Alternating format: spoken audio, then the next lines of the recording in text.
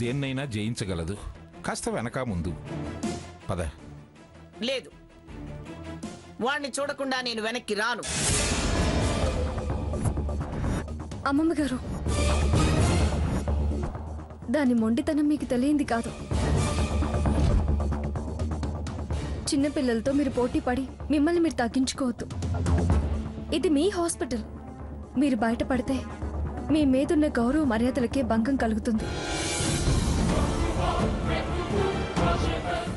అది చాలా ఆవేశంతో ఉంది. నేను దాంతో మాట్లాడొప్పిస్తాను. మీరింటికి వెళ్ళండి.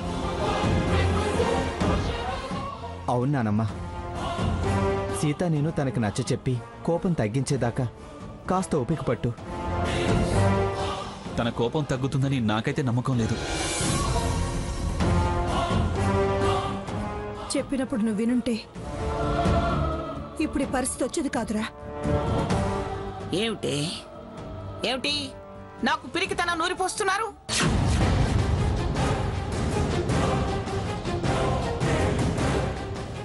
చూడండి, నన్ను అవమానిస్తున్నారు మీరంతా.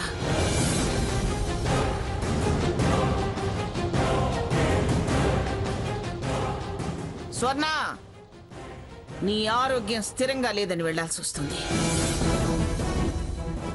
కానీ నా మునిమనవణ్ణి ఎలా చూడాలో అలాగే చూస్తాను. రామచంద్రయ్య, ఏ చట్టాన్ని నువ్వు ఆహ్వానిస్తున్నావో ఆ చట్టాన్ని ఉపయోగించి నేను నా మునిమనవణ్ణి ఎత్తుకుని తీరుతాను. స్వర్ణ, అమ్మమ్మ అమ్మమ్మ అంటూ చుట్టుకు తిరిగేదాన్ని. ఈవేళ నన్ను పరాయిదాన్ని చేసి పంపిస్తున్నావు కదూ. వాడి తప్పులన్నీ ఎత్తి చూపుతూ మా ఆశలకి, ఆనందాలకి, ఆత్మీయతలకి నిరాశ మిగిల్చి పంపుతున్నావు. చెబుతా, అన్నిటికీ త్వరలోనే సమాధానం చెబుతా. నువ్వు లోపలికి పదమ్మా.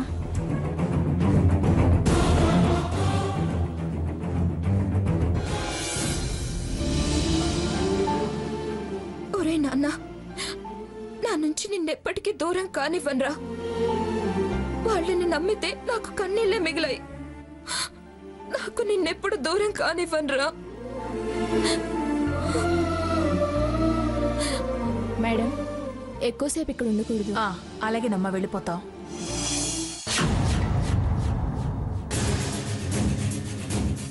మీరు నన్ను జుజ్జు కొట్టకండి. ముందు అర్జెంటుగా లాయర్ని రమ్మని చెప్పండి. అదెంత, దాని బతుకెంత? నా మునిమనవణ్ణి చూడొద్దంటుందా?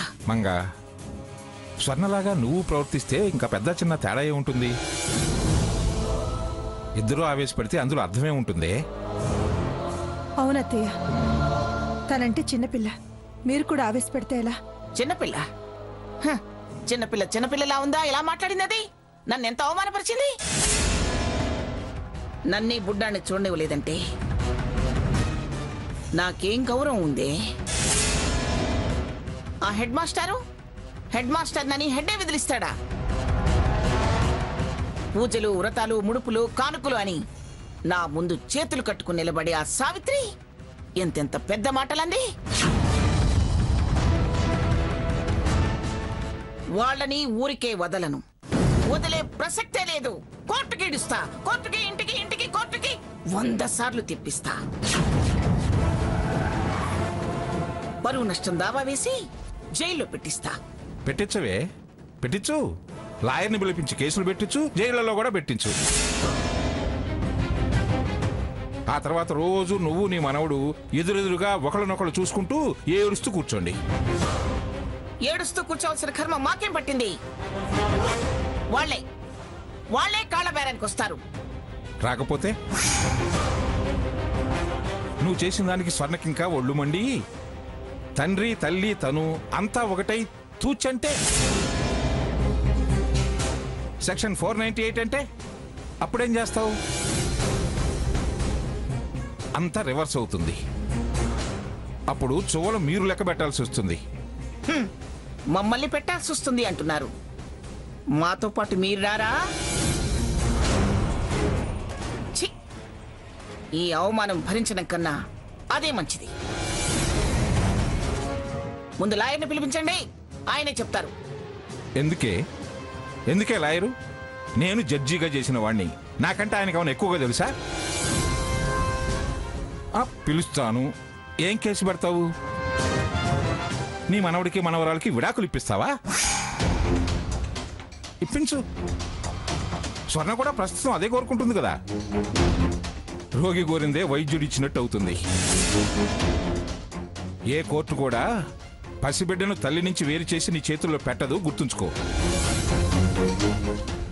ఇక పోలీసులను పిలిస్తే పోలీసులు ఎంక్వైరీకి వెళ్తారు. హాస్పిటల్ వాళ్ళు నువ్వు వచ్చి గొడవ చేసిపోయినట్టుగా సాక్ష్యం చెబుతారు. అటో మాట ఇటో మాట మాట్లాడటమే పోట్లాటలకి కారణం అవుతుంది. నీ లెక్కలేని తనమే ఈ పంచాయతీలన్నిటికీ కారణం. కేసులు పోలీసులంటూ గొడవ పెద్దది చేయకు. కొంచెం ఓపిక, కాస్త సహనం, అవే అన్ని సమస్యలకి పరిష్కారం చూపుతాయే.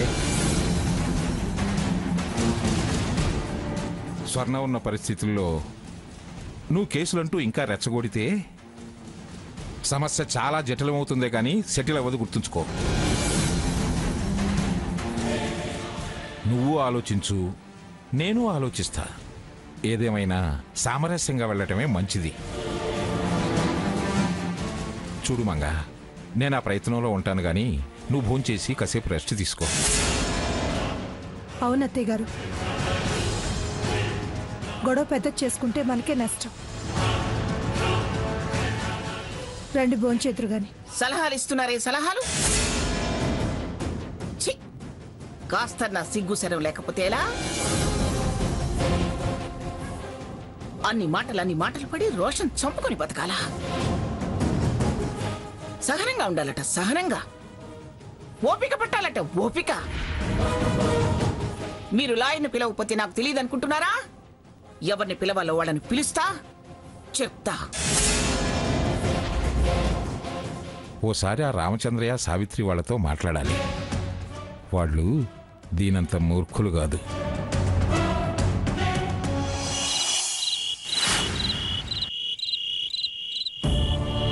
అదంటే చిన్నపిల్ల, వెనక ముందు ఆలోచించేంత అనుభవం లేకపోవచ్చు. కానీ మీరు దాంతో పోటీ పడి ఎందుకలా ఆవేశపడ్డారు? స్వర్ణ పరిస్థితి చూసి మనసు తట్టుకోలేకపోయిందమ్మా, నిబ్బరం కోల్పోయింది. మీ ఆవేశంలో మరొక విషయాన్ని మర్చిపోయారా?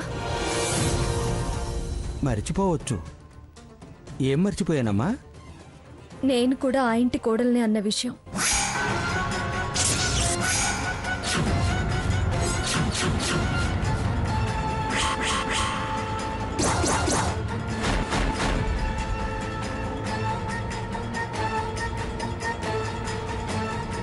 ఇప్పుడు ఆలోచించి లాభం లేదు నాన్న. అయినా నా విషయం గురించి అమ్మమ్మ గారికి గుర్తులేనట్టుంది. కానీ గుర్తుంటే మీ ఆవేశాలకి అప్పుడే బ్రేక్ వేసుండేది. మీరు స్వర్ణలాగే సాకే దోషి, వాళ్ళు చెప్పేది నాటకమని నమ్ముతున్నారా? ఏంటో ఏం అర్థం కావట్లేదు సీత. అయోమయంలో ఉండి కూడా అలా ఎలా మాట్లాడగలిగారు? చూడమ్మా, అతను దోషి కాదని తేల్చింది రఘురాం. రఘురాంని కూడా మీరు నమ్మరా? సాకేత్ మారాడు అని చెప్పిన నా మాటని కూడా మీరు విశ్వాసంలోకి తీసుకోరా? సీత, నిన్ను నమ్మకపోతే నన్ను నేనే నమ్మనట్టు. స్వర్ణం చూస్తుంటే గుండె తరుక్కుపోతుంది. ఏం చేయాలో అర్థం కాక ఆవేశపడితే దాని బ్రతుకు అస్తవ్యస్తం అవుతుందమ్మా. జీవితకాలం గుండె పగిలేలా ఏడుస్తూ కూర్చోవలసి వస్తుంది. నన్ను నమ్మకంలోకి తీసుకుంటున్నారు కదా, అలాగే సాకేత్ మార్పును కూడా మీరు ఆహ్వానించాలి. మళ్ళీ ఏ సందర్భంలో కూడా మీరు దాన్ని సమర్థిస్తూ మాటల యుద్ధానికి దిగకండి. అది దాని బ్రతుకుని, సంసారాన్ని ఇబ్బందుల్లో పడేస్తుంది. వాళ్ళ మధ్య ఎప్పటికీ దగ్గరవని దూరం పెరుగుతుంది.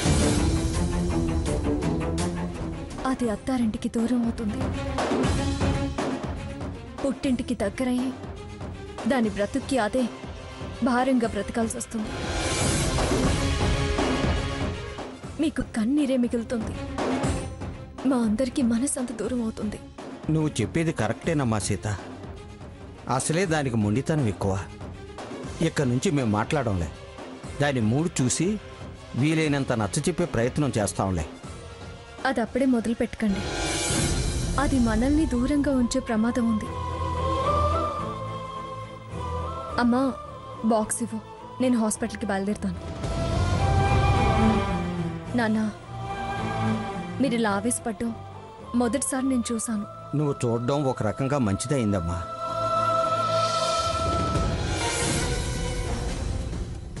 లేకపోతే విచక్షణ మరిచి ఇంకా ఎన్నెన్ని తప్పులు చేసేవాడినో. ఏమండి, నేను లోపలికి రావచ్చా? తాతయ్య గారు,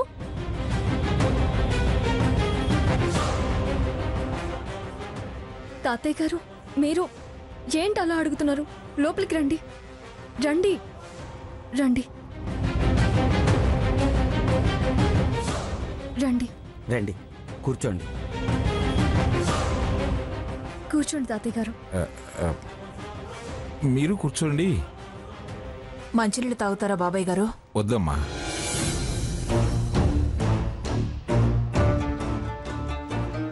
తాతయ్య గారు, ఈ టైంలో మీరిక్కడికి?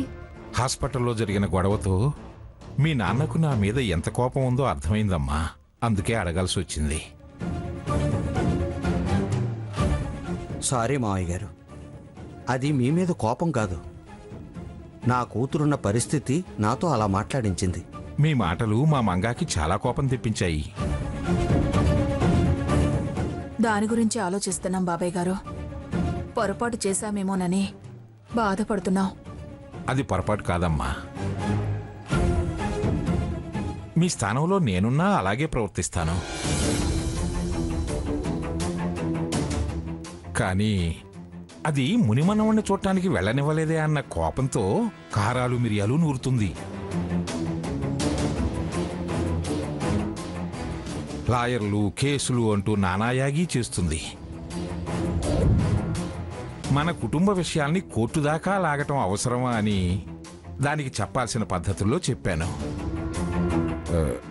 మీతో కూడా ఓ మాట మాట్లాడి కాస్త శాంతపరచడం మంచిదనిపించి వచ్చాను. నా ప్రయత్నం తప్పనుకుంటున్నారా? అలా ఎందుకు అనుకుంటాం బాబాయ్ గారు? సీత కూడా అదే చెప్తుంది. ఎందుకంత ఆవేశపడ్డారు అని మేం మర్చిపోయిన ఆలోచనని మాకు గుర్తు చేసింది. ఈ వ్యాజ్యాలు, పంతాలు ఒకళ్ళని బతికిస్తాయేమో గాని మనస్పర్ధల్ని తగ్గించి మనుషుల్ని కలపలేవమ్మా.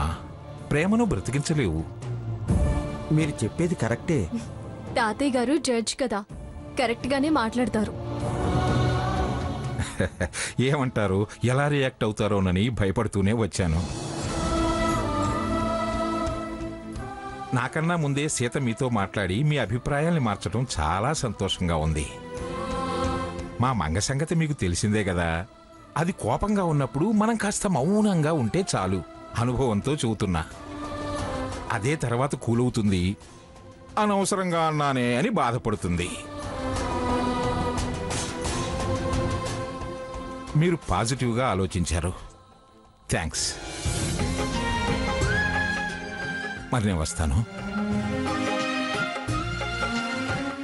ఏమ్మా సీత, హాస్పిటల్కి రఘురామ్కి క్యారేజ్ తీసుకెళ్తున్నావా? అవును తాతయ్య గారు. సరే పద, నేను దిగబెడతాను. అలాగే. వస్తానండి. మంచిదండి. రామ్మా సీత. వెళ్ళొస్తాను. సరేనమ్మా.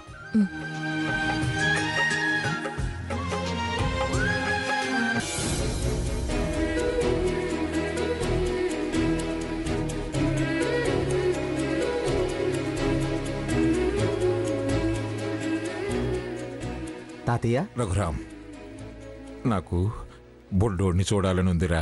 స్వర్ణ ఎవరు చూడ్డానికి ఇష్టపడడం లేదుగా. తన మనసు కష్టం తనది. కానీ ఆపేక్షలు చంపుకోలేం కదరా. సీత, ఏం చేద్దాం? రండి తాతయ్య గారు, చూద్దురు కాని. స్వర్ణను అడగకుండానా? తనని ఇప్పుడు అడిగితే అడ్డంగా నిలబడుతుంది.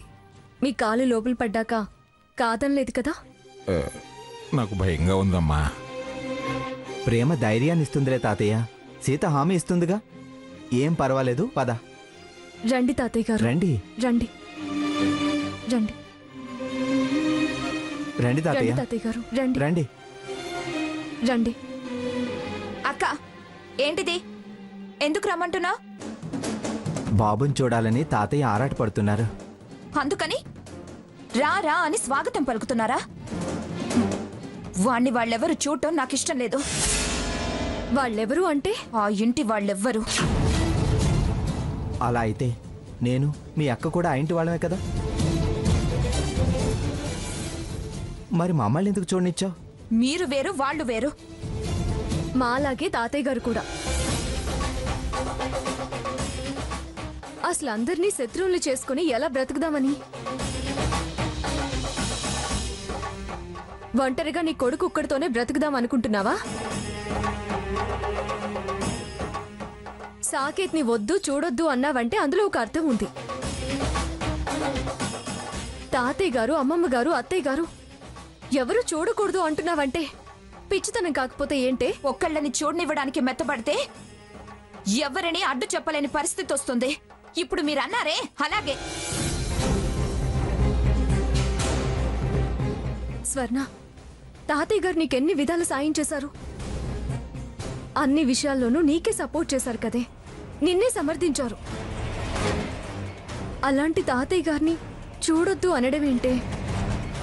చూడమ్మా స్వర్ణ, నువ్వు ఖచ్చితంగా వద్దు చూడొద్దు అంటే చూడను. కానీ మావి ముసలి ప్రాణాలు తల్లి. మా తర్వాత తరం వాళ్ళ కోసం తప్పించిపోయేవాళ్ళం. నాకు మీ ప్రేమ తెలుసు, అందులో నిజాయితీ తెలుసు. కానీ వాళ్ళు మీలా కాదు. పొరపాటు పడుతున్నావు స్వర్ణ. ఎవరిని నువ్వు అంతగా అనుమానిస్తున్నావో వాడు నువ్వు అనుకున్నట్టు లేడు. చాలా మారాడు స్వర్ణ. నేను నమ్మను.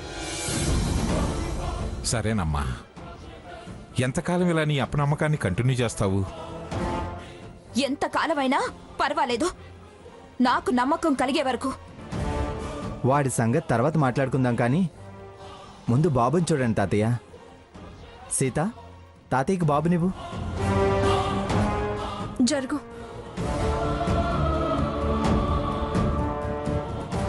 ఇటు రండి తాతయ్య. ఓహో, తీసుకోండి తాతయ్య గారు.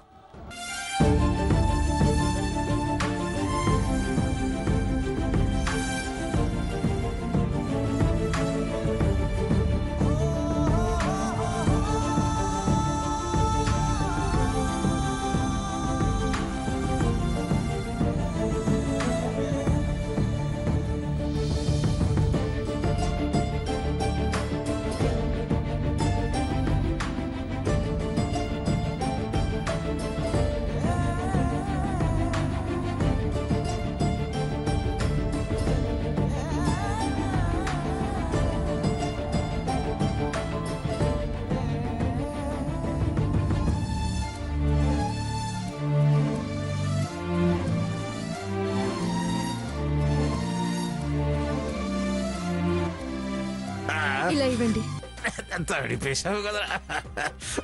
ఇలా ఇవ్వండి. ముత్తాత మీద తడిపేశాడమ్మా. వీడికి చాలా ప్రేమ ఉంది తాతయ్య గారు. తీసుకో స్వర్ణ.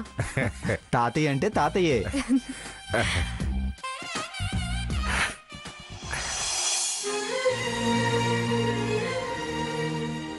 పాపం, అదంతా తల్లడిల్లిపోతుందో.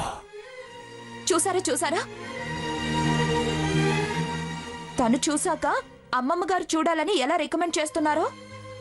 ఇది రికమెండేషన్ కాదమ్మా. దాని భర్తగా ఈ 2 రోజుల నుంచి దాన్ని చూస్తున్నాను కాబట్టి. దాని ఆరాటం తెలుసుకున్నాను కాబట్టి.